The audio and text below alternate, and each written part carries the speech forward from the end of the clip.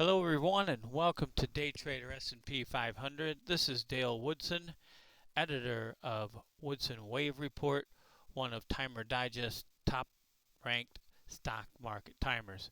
I bring my 30 plus years of trading experience to the channel, and while we can show you right now, we've been trading for over 30 years. We have our day trading account that we set up 2 years ago. We had good success the first year, a down year the second year, and we're off to a great start at the beginning of 2020. Well, I've been around for 30 years trading. We are new to YouTube, so we would appreciate it if you hit that subscribe button, the reminder bell, and remember to like our channel. We appreciate you guys watching our channel.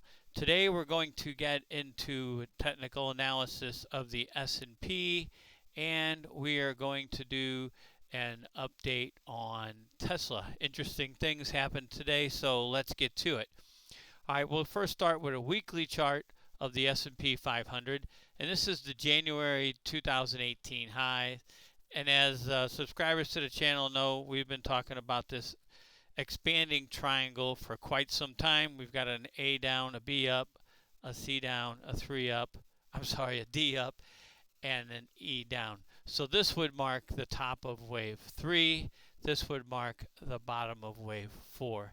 And interesting about the triangle is when you connect the lines, we'll get a little trend line here from A, C, and E almost connect correctly, but B and D are a good connection here.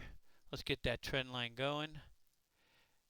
And not so much what happens with B and D, but when we extend that trend line out, we hit it today. The high today hit that extended trend line from the top of the expanding triangle. This has been a parabolic move up, just like Tesla we'll talk about later, from the March lows, the fourth wave, and this is the first wave of a new wave up, a higher degree. But we'll get into that. So this should mark the end of this move from the March lows to today's high. We can allow for a little higher up, but for all intents and purposes, this move should be complete. So let's take a closer look from the March lows. We'll go from a weekly chart. Let's go to the daily chart here. Here are the March lows, and let's go ahead and mark this pattern for everyone. We'll get a 5-wave pattern up. Okay, there's the March lows. There's 1, there's 2. 3 was at that former island reversal in June. A, B, C for 4, and here is our 5th wave. We have 5 completed waves up. We should retrace a Fibonacci target of that 5-wave advance. We'll get into that, but I'm going to look a little closer here at this last 5th wave, because that began from the June 29th low. If we can expand that out a little bit here, there we go. And we'll look at this wave pattern here with some Fibonacci extensions. So we had a 1 up, a 2 down, a 3 up, a 4 down, and a 5 up. I can mark that for you guys a little bit clearer here. So we had a 1, a 2, 3, 4, and 5. And what's interesting about this, as you can see, wave 5 gains equality with wave 1. That's why we put that extension there. We did 1 here, and 3 was a little bit more than a 1618 if I recall.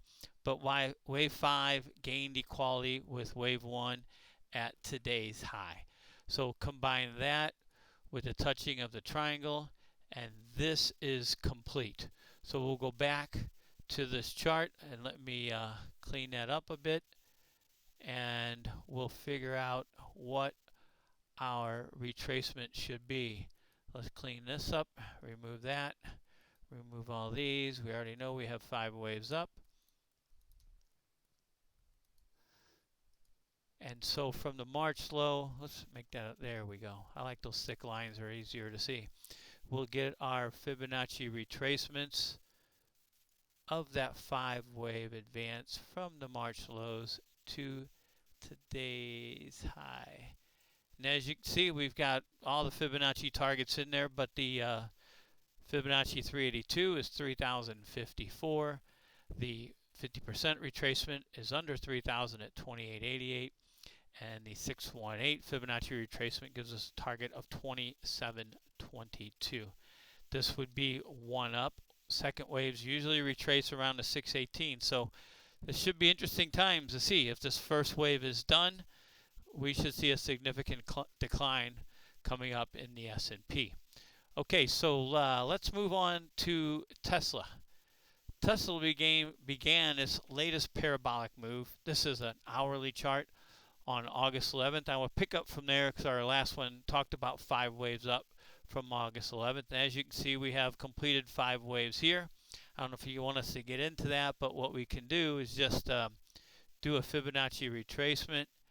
And by the way, we have the extended hours in here too, because it's interesting what Tesla did on the extended hours. They reached a new high at, I believe it was 5:38 in the after hours session.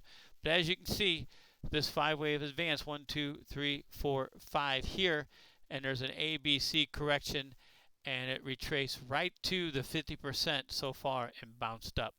However, this looks like a 5-wave pattern, a 1, 2, 3, 4, 5. So what we'd expect is 5 down, 3 up, and 5 more down. So it only took 2 days to correct half of the advance, the parabolic advance from the August 11 lows to the September 2nd high of today. But we want to bounce out of this and get into the bigger picture. So let's go to a daily chart of Tesla. Let me fix that up here for you guys. Let's get out a little bit. Here we go. That ought to be close. Okay, there is that 5th wave from the August 11th wave 4 low, and we had a 1, 2, 3, 4, 5. We can, well, let's count that out for everyone. Okay, it's a perfect 5 waves, and we like that. That's from the March lows, like most indexes and most stocks. There was our 4, and there was our 5.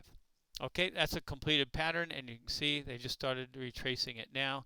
So let's knock out this retracement of just the 5th wave and see what we might expect on a bigger scale for targets of this retracement. Okay, and here we go. We have our Fibonacci retracement levels. If it's going to, it usually can pull back to the previous 4th wave area here if it's going higher. If not, it could go a lot lower. But anyway, the 382 is 334 for Tesla. The 50% retracement is 283, and the Fibonacci 618 is 231. It could go to the 786, and this thing has been moving up for so long, it may be retracing more than just that move from the March lows. But we'll deal with that first. What we looked at was this retracement here, and that's a 50% there. We'll look for further declines. We'll watch this pattern develop. We have 5 down. We expect maybe a little bounce and 3 up. Now that's not the after hours. That's the regular hours. We have a 5. I believe it was 503 high on that on September 1st, or 500, 502, something like that. 502.49. So yeah, that was on September 1. We'll watch this decline unfold. We look for 5 down, 3 up, 5 down, and we can get into more detail on that and see what it is correcting, if it's just that 5th wave or something much bigger. So again, look for a decline in the S&P. The upside is very limited. The downside is huge. And remember to hit that like button. We appreciate you guys watching the channel. Take care, everyone.